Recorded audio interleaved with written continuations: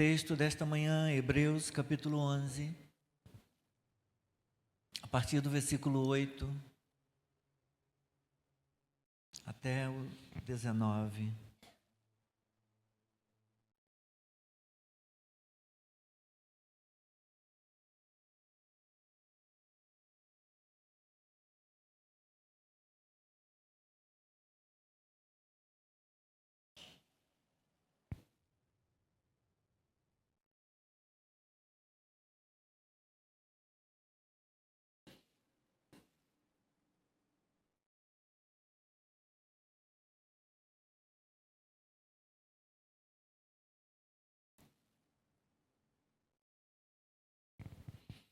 Hebreus 11, todos encontraram? Do 8 ao 19. Diz assim a palavra de Deus: Pela fé, Abraão, quando chamado, obedeceu, a fim de ir para um lugar que devia receber como herança, e partiu sem saber para onde ia. Pela fé, peregrinou na terra da promessa como em terra alheia, habitando em tendas com Isaque e Jacó, herdeiros com ele da mesma promessa, porque Abraão aguardava a cidade que tem fundamentos, da qual Deus é o arquiteto e construtor. Pela fé, também a própria Sara, apesar de não ter filhos e já ser idosa, recebeu poder para ser mãe, pois considerou fiel aquele que lhe havia feito a promessa. Por isso, também de um só homem, praticamente morto, saiu uma posteridade tão numerosa como as estrelas do céu e inumerável como a areia que está na praia do mar. Todos estes morreram na fé, não obtiveram as promessas, mas viram-nas de longe e se alegraram com elas, confessando que eram estrangeiros e peregrinos na terra. Porque os que falam desse modo manifestam estar procurando uma pátria. E se na verdade se lembrassem daquela de onde saíram, teriam oportunidade de voltar. Mas agora desejam uma pátria superior, isto é, celestial. Por isso, Deus não se envergonha deles de ser chamado o seu Deus, porque lhes preparou uma cidade. Pela fé, Abraão, quando posto à prova, ofereceu Isaque. Aquele que acolheu as promessas de Deus estava a ponto de sacrificar o seu filho, do qual havia sido dito: a sua descendência virá por meio de Isaque. Abraão considerou que Deus era poderoso, até para ressuscitar Isaque dentre os mortos, de onde também figuradamente o recebeu de volta. Aleluia. Seja abençoada a leitura da palavra. Ó Deus, abre os nossos olhos, Senhor. Ilumina o nosso entendimento, Senhor. Reveste-nos agora de toda graça, de toda sabedoria, de toda unção, de todo poder, Senhor. Capacitando-nos para ouvir a Tua voz. Capacitando-nos para compreender, ó Deus, o sentido desse texto e aplicá-lo, ó Deus, à nossa vida, no nosso tempo. Pai, nós antecipamos a Ti nossa gratidão, nosso louvor, porque Tu estás aqui, porque o Teu Espírito habita em nós e o Senhor sempre nos fala, o Senhor sempre nos ensina. E não será diferente nesta manhã.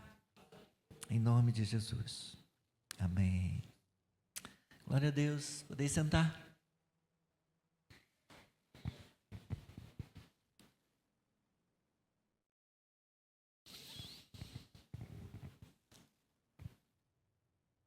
No Antigo Testamento, fé significa reação de confiança pessoal às promessas de Deus. Esse sentido básico da fé está presente também no Novo Testamento. Em épocas distintas, a palavra da promessa assume conotações diferentes. Para Abraão era a promessa divina de um filho que nasceria da sua carne envelhecida, do seu corpo envelhecido, e de Sara, sua esposa, limitada também pela velhice e pela esterilidade. Para nós, a fé é o próprio Cristo. Tem como conotação a revelação do próprio Cristo Jesus. Quando reagimos como Abraão fez, com confiança em Deus, nós recebemos o mesmo presente que ele recebeu, qual seja justificação e um relacionamento pessoal com Deus. Abraão creu e isso lhe foi imputado como justiça. E ele pôde ter um relacionamento com Deus, um relacionamento abençoado. E nós também, à medida que cremos, somos justificados e ganhamos o direito a termos um relacionamento com Deus. Como você sabe ou deve saber, devia saber, mas se não souber, vai saber agora. Nós estamos baseando as mensagens de domingo de manhã em Gênesis. E talvez você estranhe. Bom, as mensagens de domingo de manhã estão sendo baseadas em Gênesis, mas o pastor leu Hebreus. Eu quero dizer que hoje nós ainda continuaremos fazendo isso. Ou seja, baseando a nossa mensagem em Gênesis. Porém, nós olharemos para a vida de Abraão na narrativa de Gênesis através das lentes do Novo Testamento, através das lentes do escritor aos Hebreus e também de um outro escritor do Novo Testamento, o apóstolo Paulo, mas principalmente a partir da lente ou das lentes do escritor aos Hebreus. A narrativa de Gênesis nos permite saber, como já temos visto, que Abraão não era um homem sem defeitos. Ele errou muitas vezes e ele mostrou muitas fraquezas que nós, os crentes de hoje, também temos. E nós podemos encontrar conforto nos fracassos de Abraão, porque nossos pecados e fracassos são tão reais quanto os dele.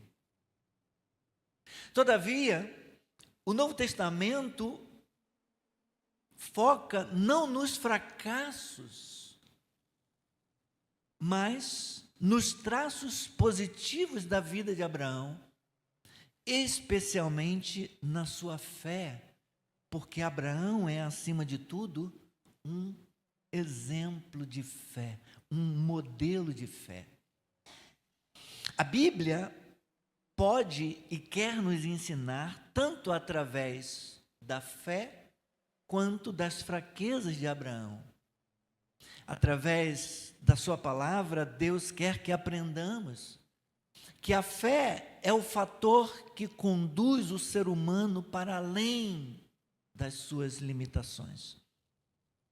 A fé é a única qualidade que consegue alcançar a aprovação de Deus.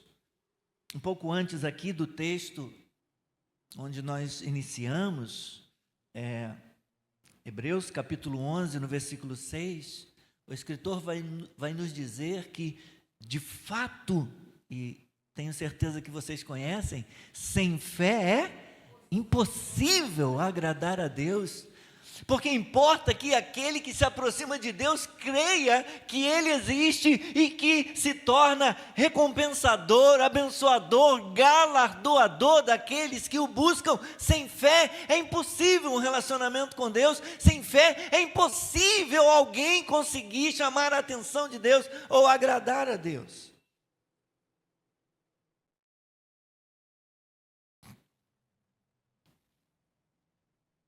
é a mensagem central considerada pelos autores do Novo Testamento na vida de Abraão? Os escritores ou os autores neotestamentários, eles não enfatizam que Abraão, como nós, era um pecador perdido, embora ele o fosse. Eles destacam o fato de que Abraão foi elevado para além de si mesmo por meio da fé. A fé se tornou o fator distintivo da vida de Abraão, a ponto dele ser chamado de pai da fé.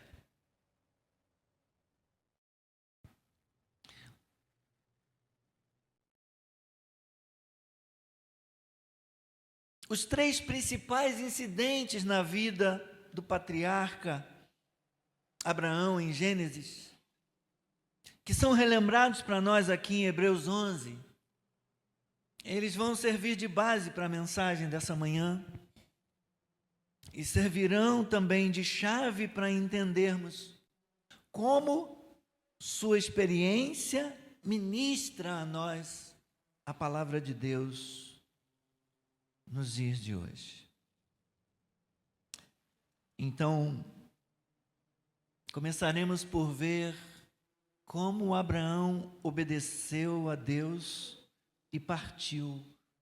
Mais uma vez, Hebreus, capítulo 11, versículo 8, ele relembra para nós Gênesis 12, de 1 a 9.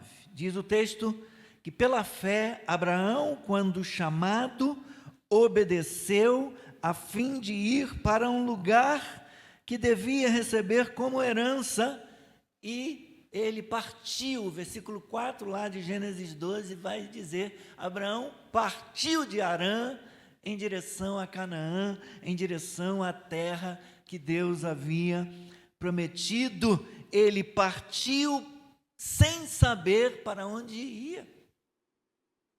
Ele sabia que era um lugar prometido por Deus, ele sabia que era a terra da promessa, era a terra da bênção que Deus tinha para ele, mas ele não sabia para onde ia. Se você não tiver em memória, é o texto que nós pregamos na semana passada, Gênesis 12, mas se você não tiver, nós pregamos na parte final do capítulo, do versículo 13 até o versículo 20. Mas já passamos por 12, 1 a 9. Se você não tiver na lembrança, abra lá e caminhe com esses dois textos aqui, tá bom? Hebreus 12, 1 a 9, com a lente de Hebreus 11, versículo 8. Nós não podemos retratar Abraão como um aventureiro ansioso por viajar. Também não se pode ver Abraão como um pioneiro visionário tomado pela visão do Deus único e determinado a implantar essa visão em outro país.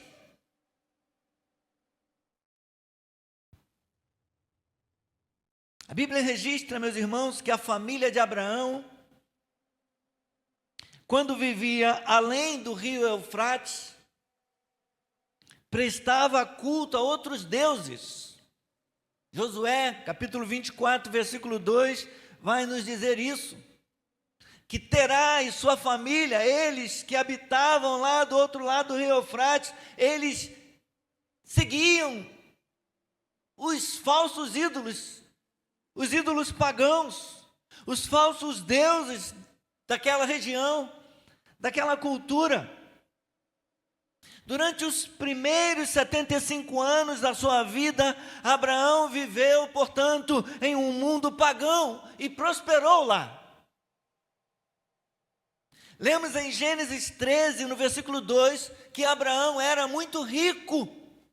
Era possuidor de gado, de prata e de ouro. Vamos abrir lá.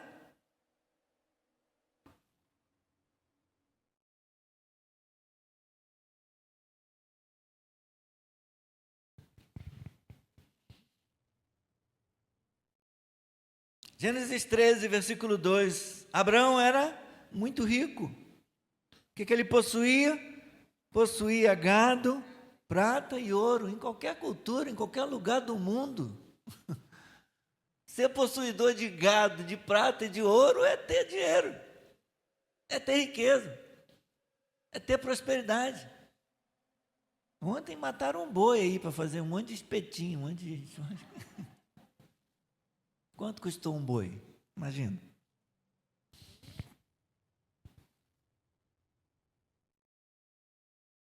Logo, Abraão era um homem próspero, era um homem bem-sucedido, era um homem que possuía riquezas e conforto, além de viver no centro da civilização mundial da sua época.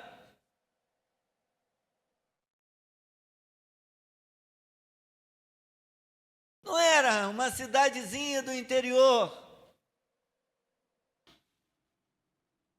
um lugar pequenininho, no meio do nada.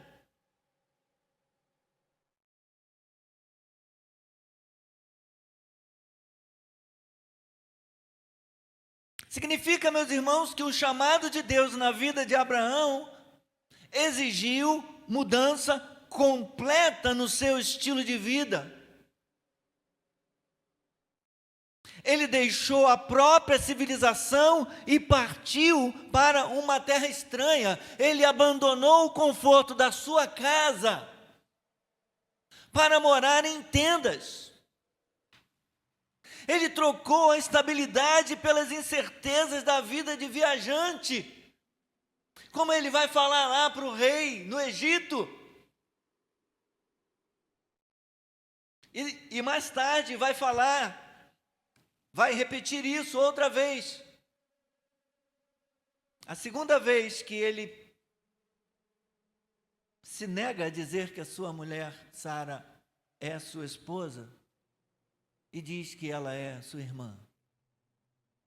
Ele diz: eu tenho andado de um lugar para o outro, eu tenho vivido por aí uma vida de um lugar para o outro.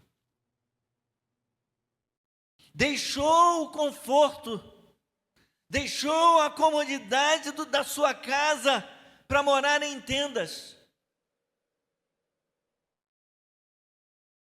Trocou estabilidade por incertezas, com suas frequentes mudanças de circunstâncias.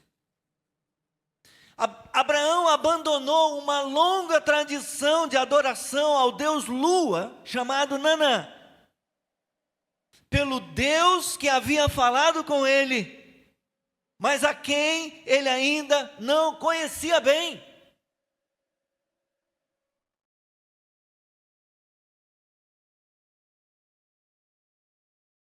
Tenho dito isso, meus irmãos, querendo destacar que deixar Ur na Caldeia foi um ato de fé. Ao tomar essa decisão difícil, Abraão demonstrou sua fé singular. A fé de Abraão referente à promessa de uma terra prometida é demonstrada, primeiro, quando ele obedeceu à voz de Deus, deixando Ur por uma herança futura, cuja localização ele ainda não conhecia, ele não sabia, como nos diz o versículo 8 lá de Hebreus. Em segundo lugar, é demonstrada essa fé de Abraão quando ele viveu como um estrangeiro na terra que lhe fora prometida. Versículos 9 e 13 de Hebreus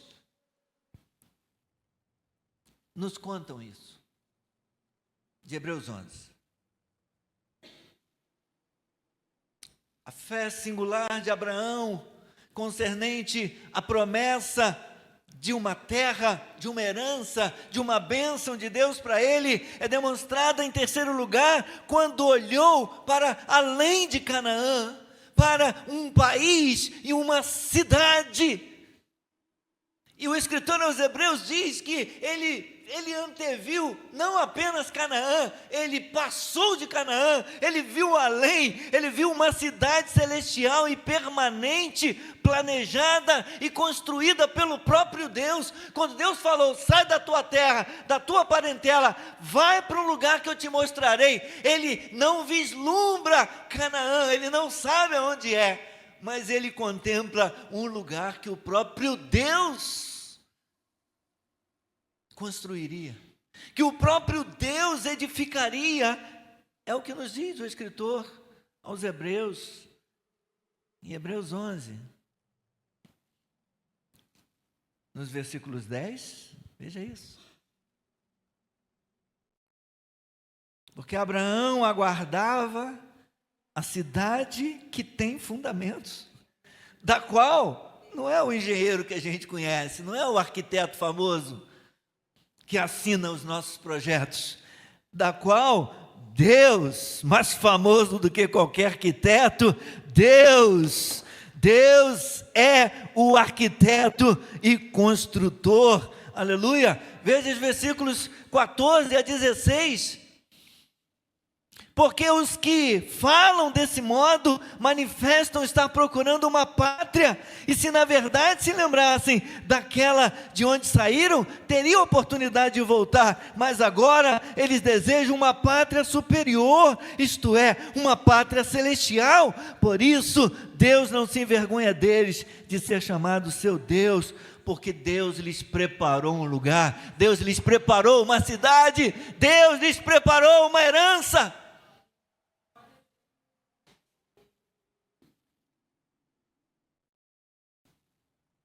De certa maneira, meus irmãos, todos nós tomamos esse tipo de decisão quando recebemos a Jesus Cristo como Salvador da nossa vida pela fé. Nossa vida acostumou-se a um padrão, às vezes, bem estabelecido.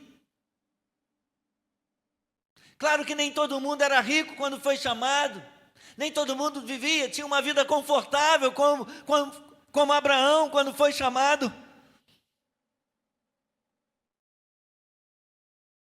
Mas nossa vida acostumou-se a um padrão, e às vezes era um padrão bem estabelecido.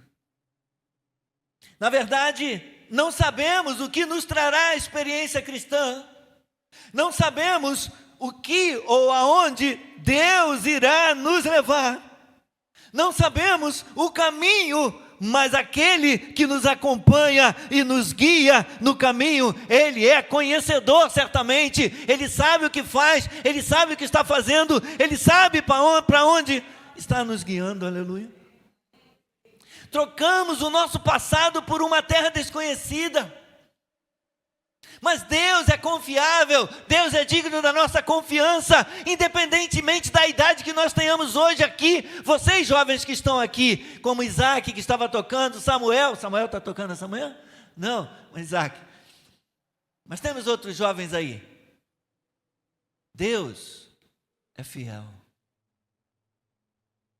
Independentemente da idade, você pode confiar em Deus. Que Deus tem um futuro e uma herança para a sua vida. Que Deus está te guiando e Ele vai guiar a tua vida até o final. Aleluia. Trocamos o nosso passado por uma terra desconhecida. Há indícios de ser um lugar maravilhoso. Há indício de que a nossa morada será maravilhosa, porque Deus prometeu, Jesus prometeu que Ele iria nos preparar lugar. Há indícios de ser um lugar maravilhoso. Há promessas. E o único que voltou, que nós conhecemos, garante isso. Embora os nossos contemporâneos, as pessoas que conhecemos, que morreram, não voltaram, mas nós temos a garantia de um único que voltou. Ele está vivo, Ele preparou e Ele garantiu que nós temos um lugar. Há uma herança, há um lugar, há uma terra, há uma promessa para a nossa vida. Então precisamos continuar crendo e confiando naquele que fez a promessa. O início da peregrinação de Abraão é, meus irmãos, o retrato do início da jornada de cada pessoa convertida com Jesus.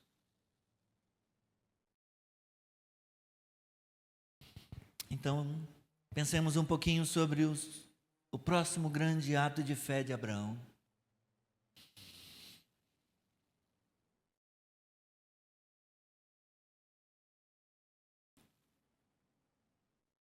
E ele está relacionado com o capítulo 15. Hebreus 11, 12. Ele diz: pela fé também a própria Sara, apesar de não poder ter filhos e já ser idosa, recebeu o poder para ser mãe, pois considerou fiel aquele que lhe havia feito a promessa. Por isso também de um só homem praticamente morto, saiu uma descendência, uma posteridade tão numerosa como as estrelas do céu e inumerável como a areia que está na praia do mar. Gênesis 22, 17 fala dessas duas metáforas, de uma descendência numerosa como as estrelas dos céus, incontável ou inumerável como a areia que está na praia do mar. Deus fizera a Abraão grandes promessas que dependiam da fundação de uma linhagem familiar. Mas Abraão não tinha filhos. Em Gênesis 15, voltemos lá. Se eu disser voltemos é porque eu não sei onde você está, tá bom?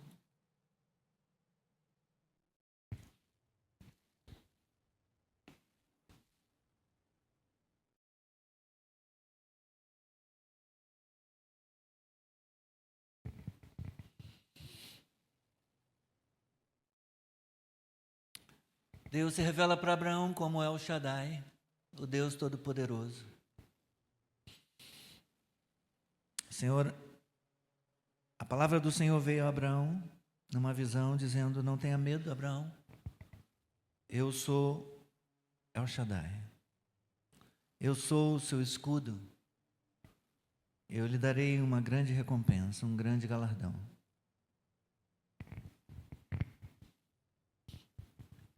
Abraão respondeu: Senhor, que me darás? Que grande recompensa será essa?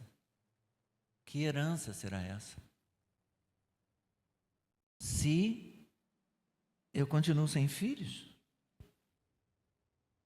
E o herdeiro da minha casa é Eliezer, natural lá de Damasco. Meu homem de confiança, meu braço direito, meu mordomo, vai ser o meu herdeiro. Abraão continuou: tu não me deste descendência? E um servo nascido na minha casa será meu herdeiro?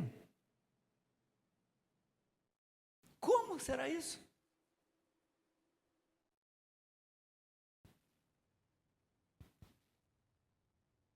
Parecido com a pergunta que Maria fez quando o Senhor disse, o anjo Gabriel: você vai gestar um filho? Como será isso, Senhor, se eu não tenho relação com homem nenhum?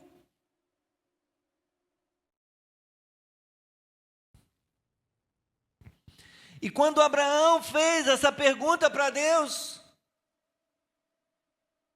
o Senhor lhe prometeu que alguém gerado do próprio ser, do próprio Abraão, seria o herdeiro. E a seguir, Deus prometeu, então, descendentes incontáveis a Abraão. E o versículo 6 do capítulo 15 vai dizer que Abraão creu no Senhor e isso lhe foi imputado, ou isso lhe foi creditado como justiça. O Novo Testamento, meus irmãos, enfatiza a grande confiança que esse ato de fé exigiu.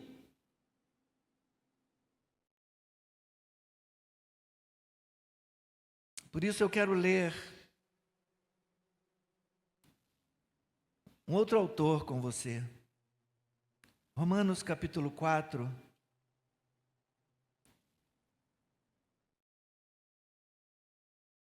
Vamos ler esse texto onde Paulo explica o tamanho da confiança de Abraão.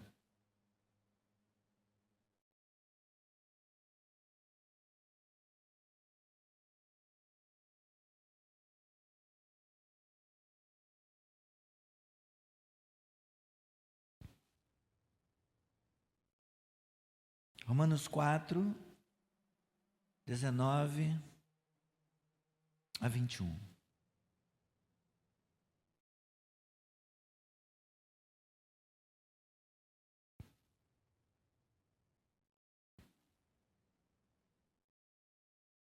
Mas eu vou ler a partir do 18.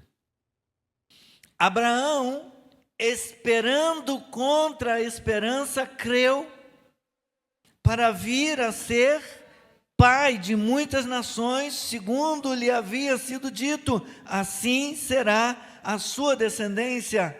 E sem enfraquecer na fé, levou em conta o seu próprio corpo, já amortecido, tendo ele quase 100 anos, e a esterilidade do ventre de Sara.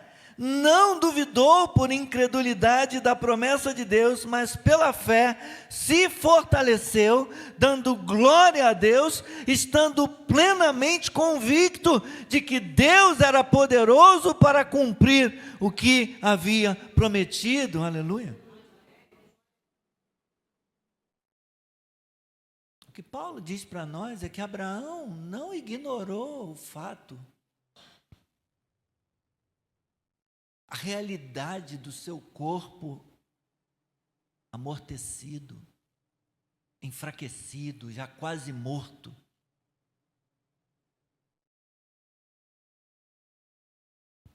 Mas ele creu,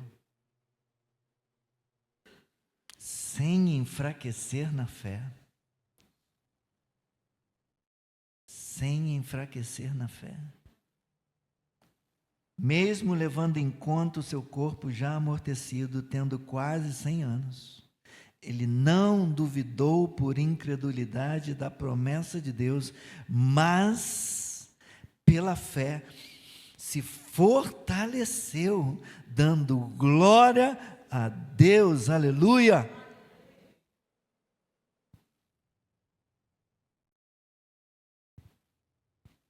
A fé de Abraão, no que diz respeito à promessa de descendentes, como nós sabemos, meus irmãos, foi recompensada com a concepção de Isaque,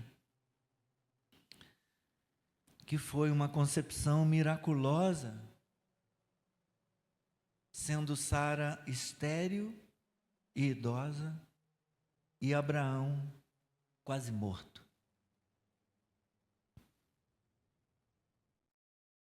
É o texto que diz, não sou eu que estou dizendo, não.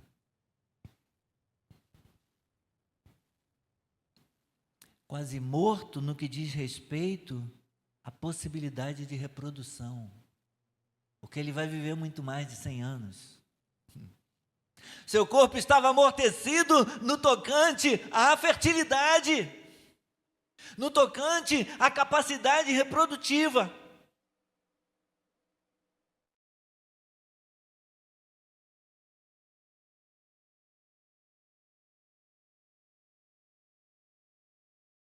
Deus vai fazer um milagre.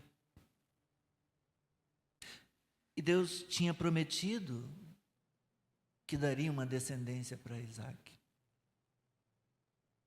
Então a concepção de Isaac, ela será resultado, ela será produto do mover, do agir sobrenatural e miraculoso de Deus. Vai acontecer apesar das alternativas mal orientadas, como acontece lá no capítulo 16. E a gente precisa fazer esse vai e volta. Por favor, voltemos, dependendo de onde você esteja, a Gênesis 16.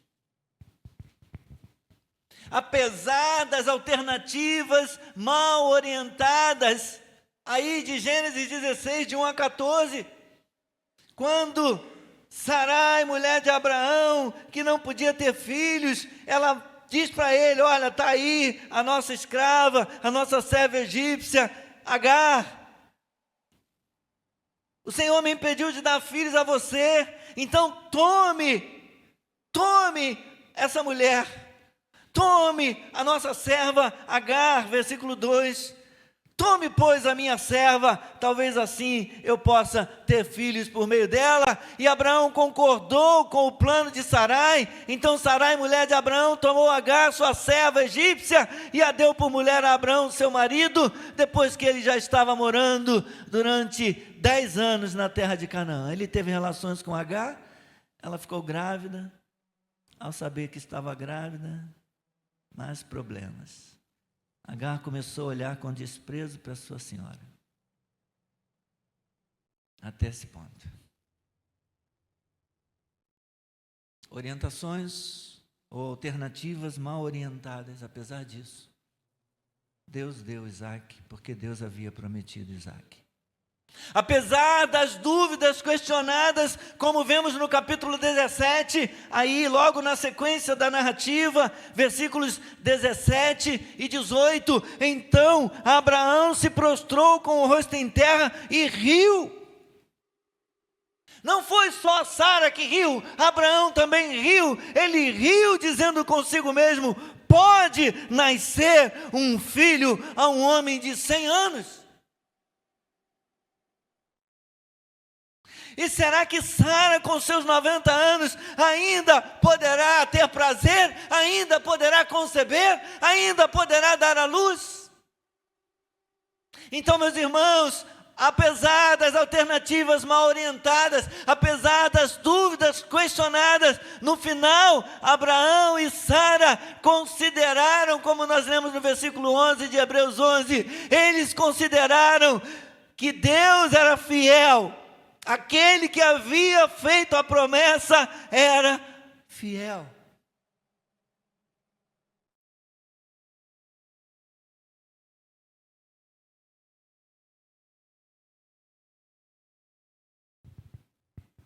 Prevaleceu a fé sobre a dúvida, prevaleceu a fé sobre a incredulidade.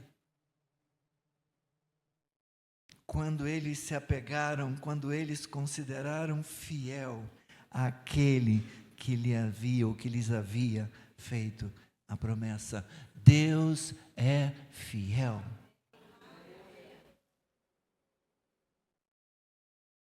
Acima de todas as coisas, eu sei que o meu Deus é fiel. Irmãos queridos, irmãs queridas, temos nesse evento uma visão profunda da fé salvadora.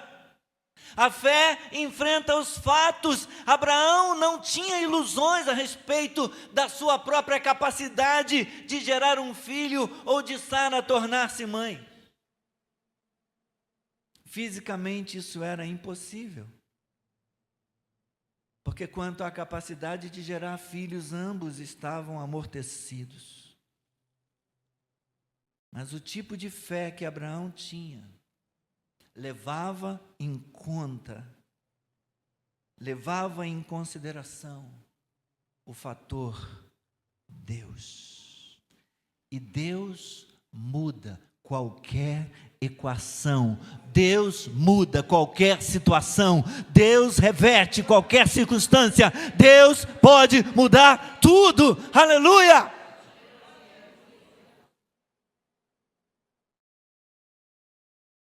Abraão aparece como evidência para nós aparece como evidência de que Deus é confiável para cumprir suas promessas e que essa confiança jamais será frustrada.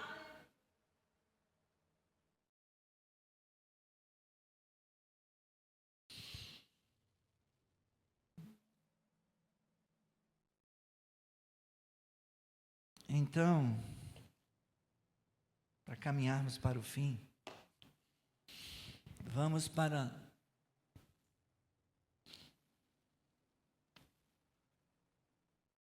o teste crucial da fé de Abraão. Vamos ler Hebreus 11, 17 a 19, a última parte da nossa mensagem.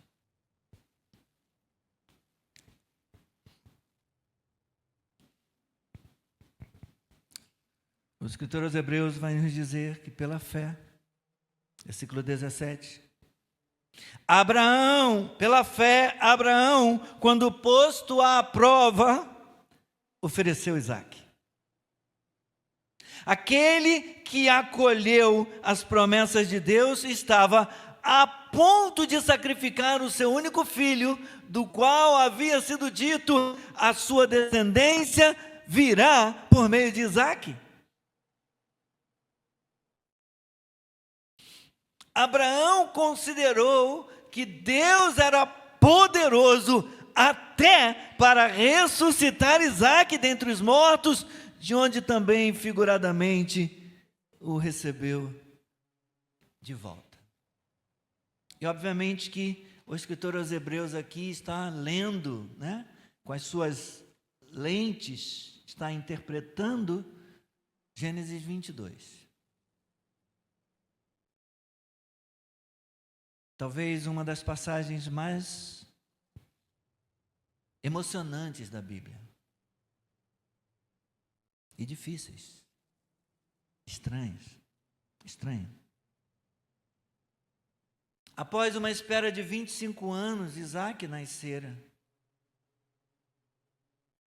E agora Deus pedira a Abraão que o sacrificasse, que o oferecesse em holocausto no Monte Moriá. No que diz respeito às promessas de Deus, Isaque era o unigênito.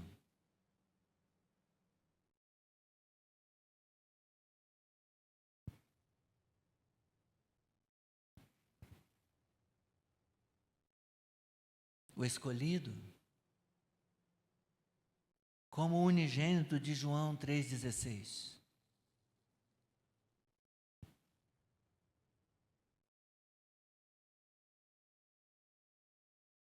Nem Eliezer, o servo de Abraão, em Gênesis 15:2, nem Ismael, o outro filho de Abraão, em Gênesis 17, 20 e 20, serviriam. Quando Deus falava da promessa, do cumprimento da promessa, quando Deus se referia à descendência numerosa de Abraão, Deus estava apontando, Deus estava falando de Isaque. Se Isaque morresse sem descendência, as promessas de Deus feitas a Abraão não se cumpririam. Não havia uma descendência numerosa quanto as estrelas dos céus e incontável, inumerável quanto a areia da praia do mar.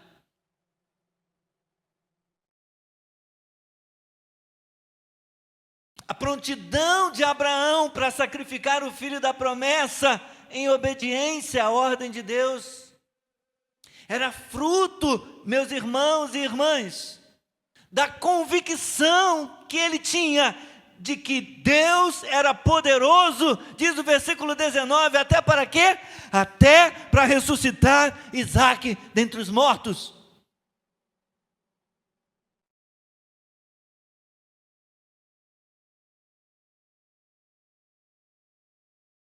Ele podia ter dito, ele podia ter pensado, a minha descendência será chamada numerosa em Isaque? Deus está mandando eu sacrificar meu filho? Se eu matar, acabou, babau, descendência. Não, ele pensou, Tudo começou com ele. Eu estava lá em Ur dos Caldeus. Eu estava lá, satisfeito lá com a tradição da minha família, cultuando lá os deuses pagãos. Ele vai lá e fala comigo, e se revela para mim, e me chama, e ele diz que tem um plano, e ele diz que tem uma herança, e ele diz que tem uma promessa, ele diz que tem uma terra, ele diz que tem uma descendência. Então, se ele começou algo, eu vou confiar nele. Se ele fez a promessa, ele é fiel, eu vou me agarrar a ele, porque eu creio, eu estou convencido, eu tenho convicção de que ele é fiel até para ressuscitar, caso ele viesse matar.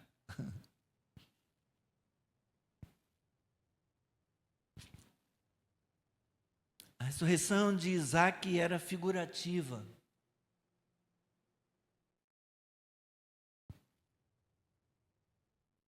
Versículo 19 diz que Abraão e Sara receberam figuradamente Isaac de volta, como se ele tivesse sido ressuscitado, voltado dos mortos. A ressurreição de Isaac era figurativa, mas os crentes que morreram na fé, para quem o escritor aos Hebreus está escrevendo, eles aguardavam uma ressurreição literal. Veja o versículo 35 do capítulo 11 de Hebreus.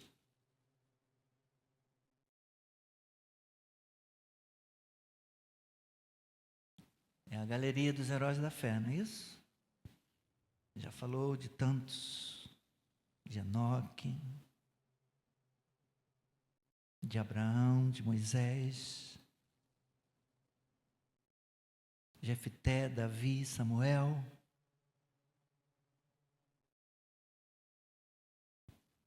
Vou ler o 32. E que mais direi? Faltará tempo, certamente, o tempo necessário para falar ainda de Gideão, de Baraque, de Sansão, Jefté, Davi, Samuel, dos profetas, os quais por meio da fé conquistaram reinos, praticaram a justiça, obtiveram promessas, fecharam a boca de leões, extinguiram a violência do fogo, escaparam de ser mortos à espada, da fraqueza tiraram força, fizeram-se poderosos na guerra, puseram em fuga exércitos estrangeiros.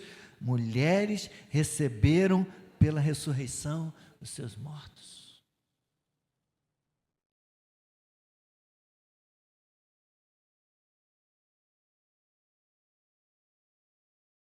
Está se referindo a passagens lá de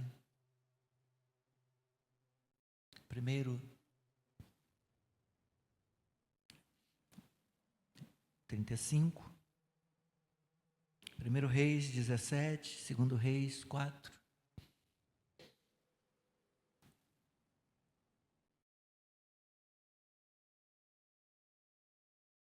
No capítulo 13, um pouquinho mais à frente, no versículo 20, eu já estou concluindo. O escritor vai mostrar para a gente que Jesus liderou o caminho da ressurreição dos mortos. Ora, o Deus da paz, que tornou a trazer dentre os mortos o nosso Senhor Jesus, o grande pastor das ovelhas, pelo sangue da eterna aliança, Ele aperfeiçoe vocês em todo bem, para que possam fazer a vontade dEle. Que Ele opere em nós o que é agradável diante dEle, por meio de Jesus Cristo, a quem seja a glória para todo sempre. Jesus foi o primeiro, aquele que liderou, que abriu o caminho e que liderou o caminho dos ressurretos. O primeiro a vencer a morte, permanecer vivo, né? Sem passar de novo pela morte. É diferente de Lázaro. Lázaro foi ressuscitado, mas morreu de novo. Jesus é o único que ressuscitou e permanece e está vivo pelos séculos dos séculos. E nós ressuscitaremos também. Nós seguiremos. Nós andamos nos passos desse líder que venceu a morte, que ressuscitou e que está vivo. Nós também herdaremos a promessa da eternidade.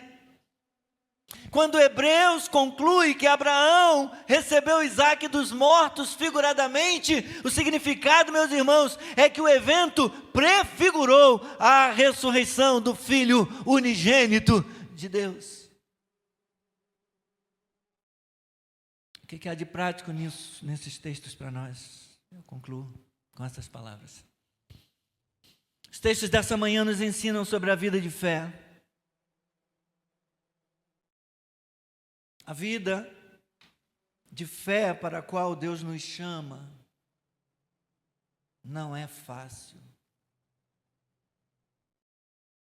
Tal como Abraão, nós somos chamados a tomar algumas decisões bastante difíceis. Mas também, tal qual Abraão, nós podemos depositar nossa confiança firmemente no Senhor, aquele que nos chama. Nós também podemos confiar, nós também podemos crer que Deus é capaz de mudar as circunstâncias para cumprir seus propósitos, sim ou não? Sim. Podemos, sim ou não? Sim. Amém. Abraão considerou que a vontade de Deus é a realidade última e definitiva e que os seus propósitos são seguros. A vontade de Deus é que define o nosso destino, é que define o propósito da nossa vida. Os propósitos de Deus são seguros. Como descendentes de Abraão na fé, meus irmãos e irmãs, nós precisamos aprender que isso tem de tornar-se parte da nossa fé.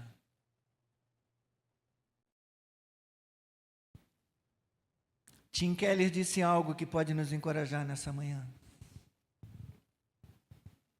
Quando Jesus Cristo estava no jardim do Getsêmani, e a escuridão final estava caindo sobre ele, ele não abandonou a nós. Ele não abandonou a mim. Ele não abandonou você. Ele morreu por mim, Ele morreu por você. Se Jesus não abandonou você na sua escuridão, a escuridão final, por que Ele o abandonaria agora? Ele não recuou, Ele não te deixou, Ele decidiu não te abandonar, nem nas trevas eternas, nem nas tuas sombras passageiras.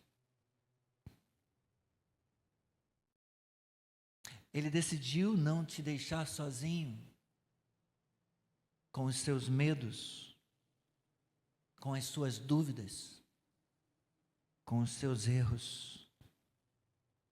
Ele está contigo. Ele está contigo por onde quer que fores. Crê nisso?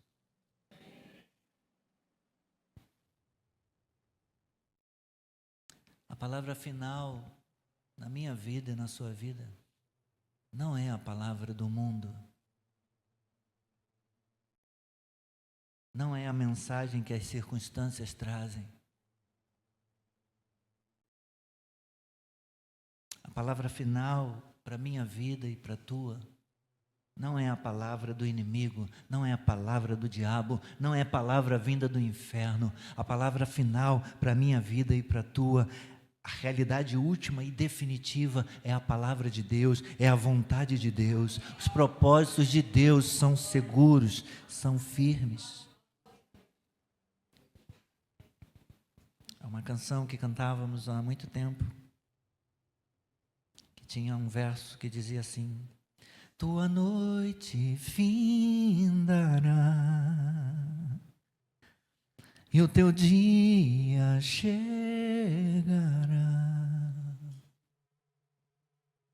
e o milagre que você espera acontecerá. Deus fará, não falha com você. Tudo que Ele disse se cumprirá. Maravilhas Deus fará. Abundância Deus trará. Quando Israel cercado estava, Deus abriu o mar.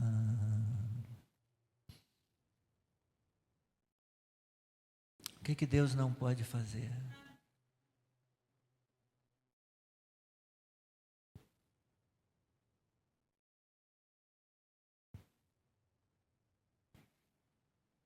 Não há nada que Ele não possa fazer.